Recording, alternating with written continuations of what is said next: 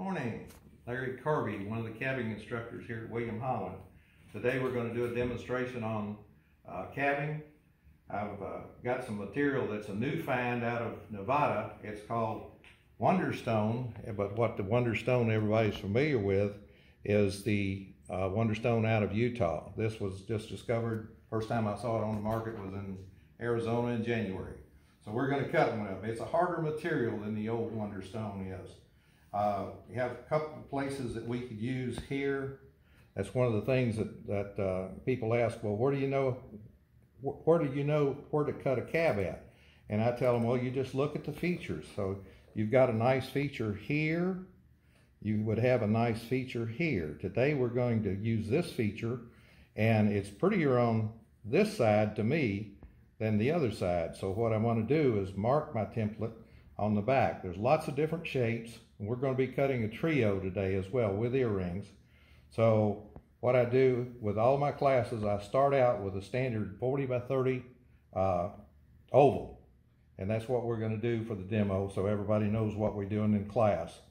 So what we're going to do is lay that there, and you will see that pattern on the other side, which should be the top of the stone when we get done.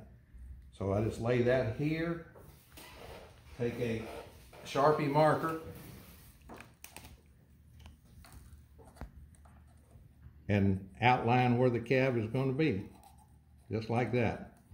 And like I said, today we're going to be doing a trio, so I'm going to come back in with this long oval and lay out a pair up here in this other nice area. It's going to have the same colorations and everything as the big one, but we'll lay it out like this, and that will be the earrings. All right, once you've laid it out like that, some people ask, you know, what if you're going to do a trio, if you're doing the earrings, with this particular case, we're doing the same shape. But if you have, and there's no one side to it, but if you were doing a pattern, let's say this particular pattern here, and this was going to be your earrings, you always want to make a mirror image if you can. So what you would do in this case would be you would draw your outline on one side of the template and then turn your template over and draw your other earring so they would be a mirror image when you have them laid out. But since that we're not really worrying about that today, they're going to be basically the same shape, just a long oval versus a regular oval. We'll go with this. And one of the things you want to do is, when you're first starting out particularly, is line your area where you want to make your saw marks. And what I do is I just take the template and lay it down here like this, get fairly close to your cab, and run your lines across like that. The more you can cut off with a saw, the less time it'll take you on the machine. This particular one is not 100% square, so we won't have quite as many lines to work.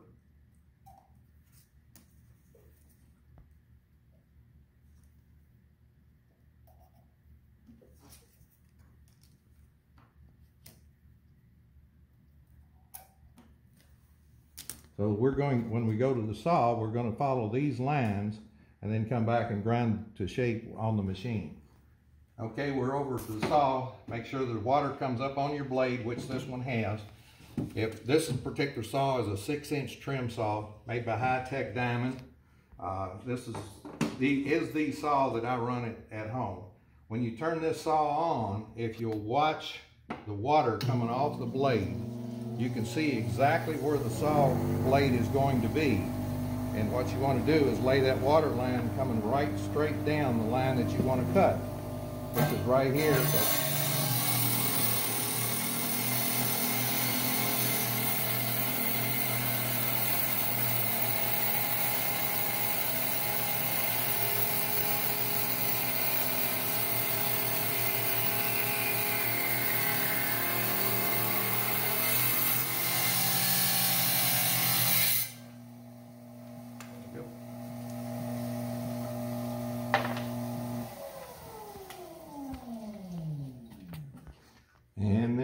ready to start on the cabbing machine. When we get ready to get into the cabbing machine, I want to make sure there's water is about halfway up the spitter that wets the wheel. And you always put the spitter in first before you turn the machine on. And we're going to start out on the 80 grit wheel, which is the first wheel, and then I'll put it in and then turn the machine on. Make sure you're getting plenty of water up on the wheel as it starts. Gets the wheel good and wet before you ever start grinding on it. What you want to do is, as you're grinding the cab, you want to hold this and work it about 90 degrees, as close to 90 degrees to the wheel as you can get it.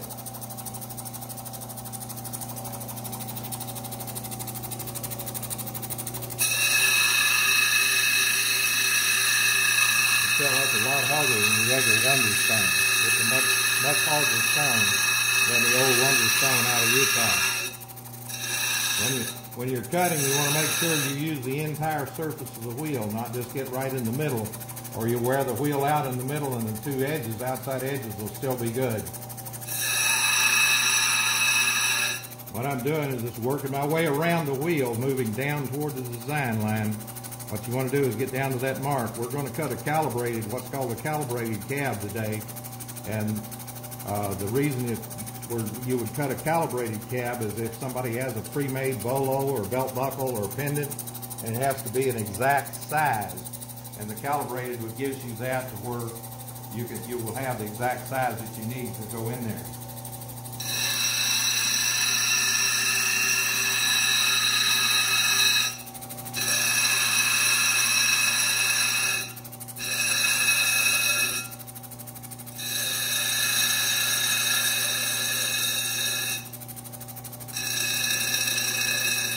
Particularly on a hard stone like this, you don't want to press too hard because it'll cause it to chip out around the edges if you're pressing too hard on it. Let the wheel do the work.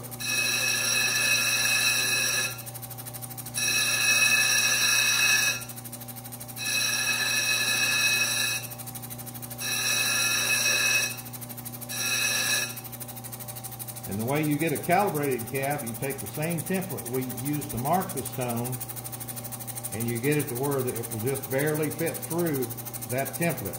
Not quite there, just a couple little high spots, but we're very close. Keep checking it, cut a little and keep checking it until you get it there. That one's almost ready, but if you don't get it small enough, then it won't go into a pre-made piece of jewelry, whether it be a belt buckle or a pendant or whatever, a bolo tie. And if you get it too small, then it'll rattle around. So everybody needs to know how to cut a calibrated cab as well as a pre-point.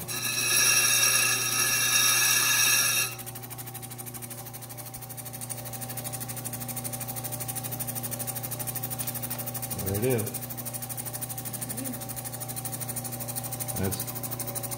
That's called a calibrated cab. You just have to be sure as you're finishing the cabbing, you don't take too much any more off of it to make it too small. All right, we're going to finishing up the earring. One of the things you want to do as you finish up, if you have it here, both of them, I always like to lay them together to see if I've got the shapes exact. And these are close as you're going to get in most cases. Same length. The next step is going to be when you finish up with the machine, always take your spitter out before you turn the machine off. The next thing, we're going to wipe them down and go into putting a bezel line where the flat edge around the outside of the stone. Some people call it a girdle or bezel, whichever. But what we're going to be talking about is the flat edge on the outside of the stone that's going to remain flat, that wire wrappers would use to put their wire around, or if you were setting them in silver, you would have something to put your bezel wire up next to. And the industry standard is 2 to 3 millimeters for a bezel. Some people say 2, some people say 3. I say 2 to 3.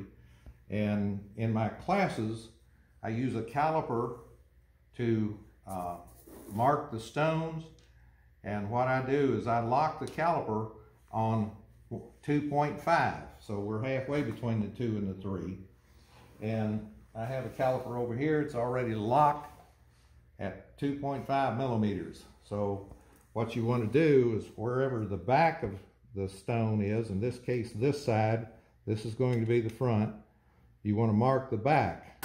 So I'm going to put the caliper down, come in here and put this right on the edge, and then mark a spot on my stone at 2.5 millimeters. And that will be the width of the flat area this side. And what I do is I mark one of the stones where the bezel line needs to be. And then what you do is you take your marker and you lay it on a pencil, preferably round, and you move the in and out, and that adjusts the height of the point of the marker. So right there it is. Can you see it all right on the right on the mark here? And then you hold this still with your right hand and then turn your stone. And that puts your bezel line on exactly where you want it all the way around. And then you do that with any other stones that you've got that are ready to cut. You do the same thing. And I'm putting the line exactly the same place all the way around the stones that I'm going to cab right now. And that's the way you do it. The next step will be putting them on a dop stick so we can finish them up. Okay, so you want to put the stones, the back side up, because that's where your dop stick's going to go. That side will be up. This is going to be the back. So you put them on there so they can get warm, and then you pick out the appropriate size dop sticks for what you're doing. And I don't know what's in here.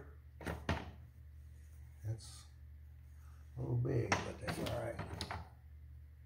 And I like to warm my dop sticks up as well. So I'll lay mine on my dop pot at home. I'll lay them up on the edge to where the dop stick and the stone both get heated up at the same time. All right. So we're at the dop pot. We've got the stones are hot, and I always lay my dop sticks up here and get them warm as well.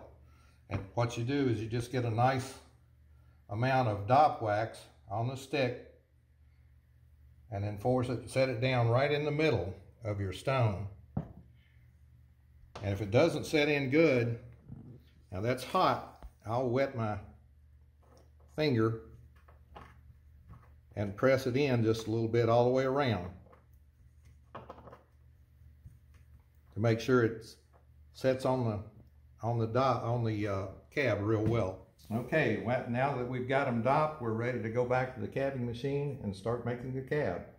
And the first thing what you want to do is you want to go in and cut an angle approximately 30 degrees down to the bezel line, but you do not want to cut that bezel line out because you need that flat edge around the outside for either wire wrap or silversmithing, whichever you want to do.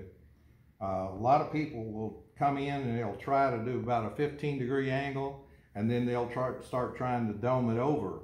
And you have to get your angles cut in here very well before you can ever start doming, or they will not dome. They'll always be flat on top. So again, put your spitter, is what it's called, into the machine before you turn it on. Put it under your wheel. We'll start again at the 80 grit wheel and then work our way across the machine.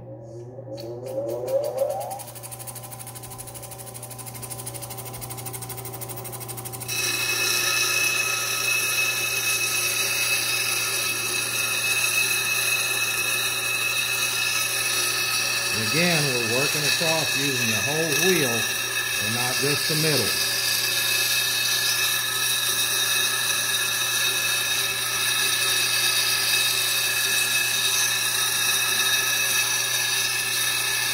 Some people will try to do a 45 first. I like to do the 30. Once you get to 30, you see where you're at and how much more you have to cut. And then you can go to a 60 if you need to.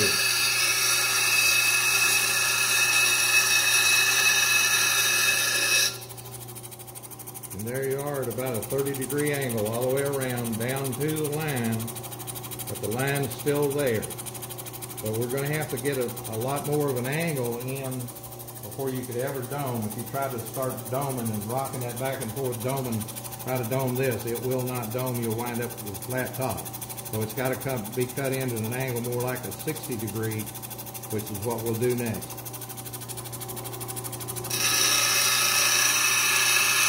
And again, we're going to cut it down to the bezel line that we put in, but not get into the bezel line.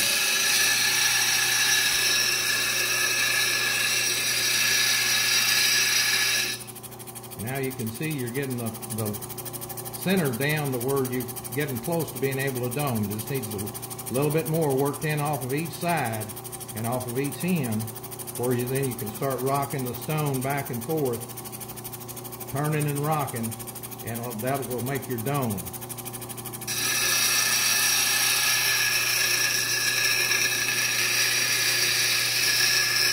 Sometimes you have to watch. In this particular stone, the darker colors in here are a little bit softer than the lighter colors.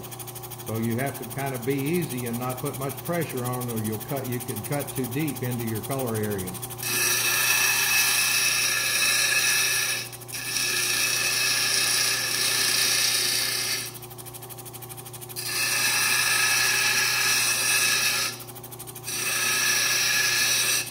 When we start doming, we're going to try to go from bezel line to bezel line without taking the line out.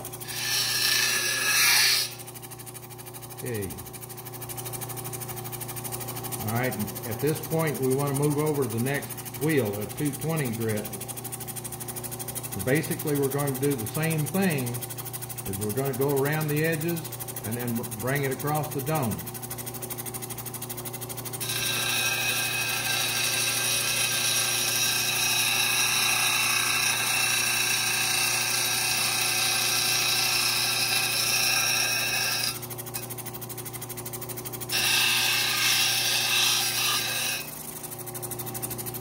Okay, now we're going to move on over to the 280. These are the softer wheels. They'll kind of shape themselves to the stone as you're cutting on them. But you're going to do basically the same thing from here on out. You're going to work it around the edge and then polish it and then work on the dome. This is a very important step. If you don't get all the scratches out from the first two wheels here, when you get over and you're about finished with your cabochon, you'll have scratches in it and you'll have to come back to here.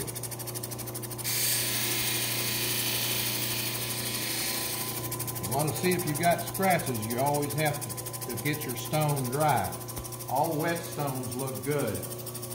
They have to be dry before you can see a scratch or a flat spot in there.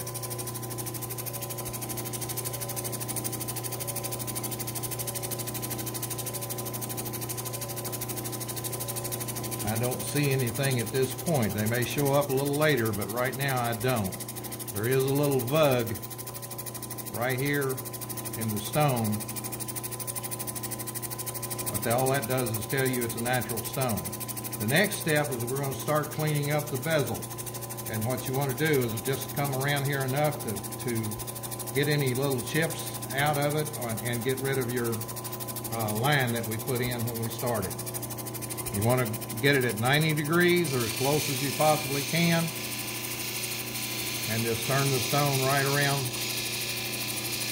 on that until the bezel line is gone. Now we'll move to the other side, and we're going to do exactly the same thing through these three wheels, and then we have the polish machine over. This goes 600, 1200, 3000 grit. And the polish machine over on the other side of the room has 8, 14, and 50,000. And then we'll do a final with the both machines with Zam. My camera person, Katie, just saw a couple of scratches that old blind Larry can't see. And they're right here. And here's a little trick. If you've got scratches, you can take your marker and go over your scratches.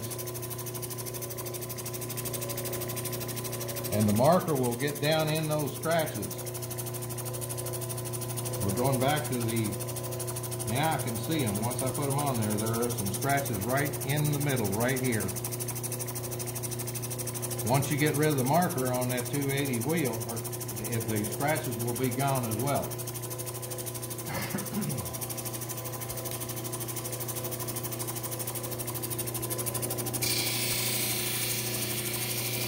Good catch, Katie, by the way.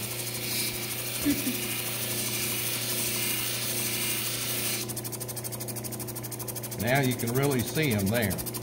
That's where the scratches are.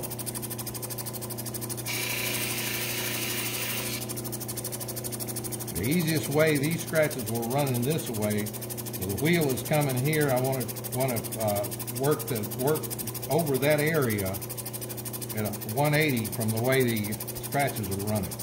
That's that way you get them out and know they're gone. All right.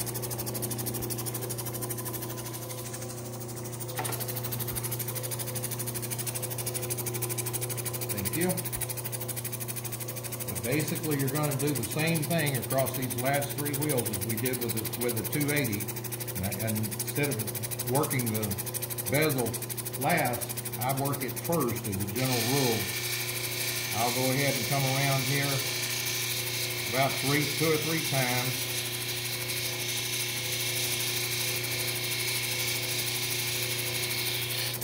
And then I'll do the same thing, come around and then rock it all. You want to put enough pressure in to kind of indent those foam back wheels so it conforms to your cabochon.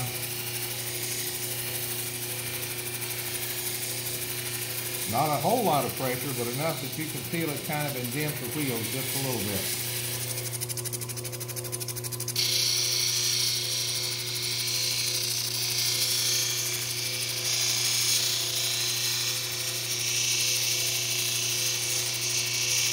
I'll tell you what, let's look at these first. These are the trio that we finished on the other machine. So now we're coming to the polish machine. And this machine has the 3 wheels on it been changed. This is an 8,000, a 14,000, and a 50,000. So we're going to run these through these wheels exactly the way we did the last 3 wheels on the other machine, except it's just a different grit. We'll put a better polish on it.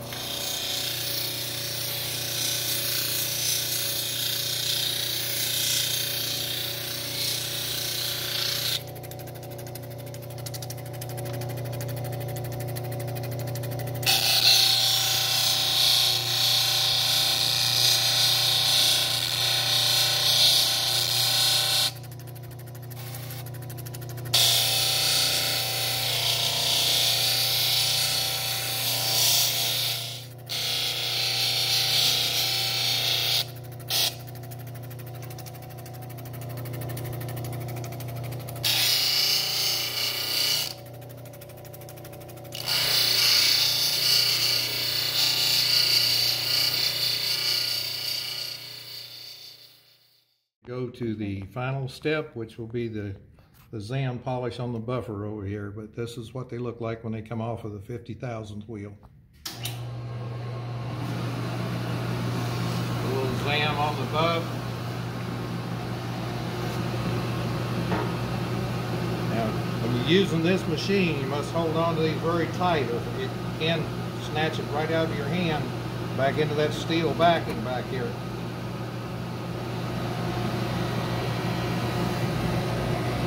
Get it all the way around the sides and everything else. This is actually like 130,000 instead of the 50,000. This is like 130,000.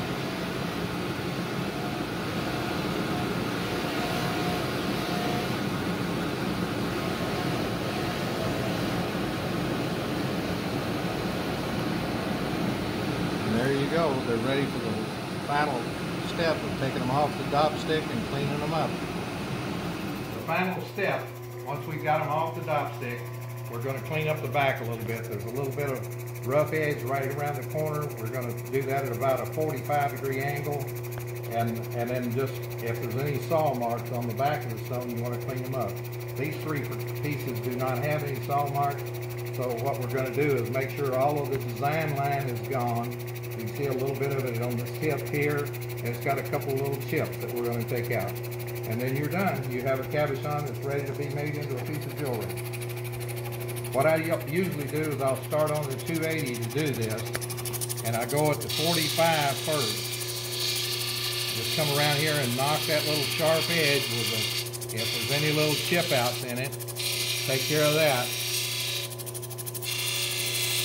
And then once you get the chip outs in, the way you clean up the back, if there's a little bit of stop wax or anything left on it, just put it on your fingers and just make a circle like this on the wheel, turn it, do the same thing. And I'll usually go over to this side at least through the 600 wheel or maybe the 12, but I'll do that. And like I said, if there's any saw marks on the back, more of a slab, you want to make sure to get all those out, and you're done.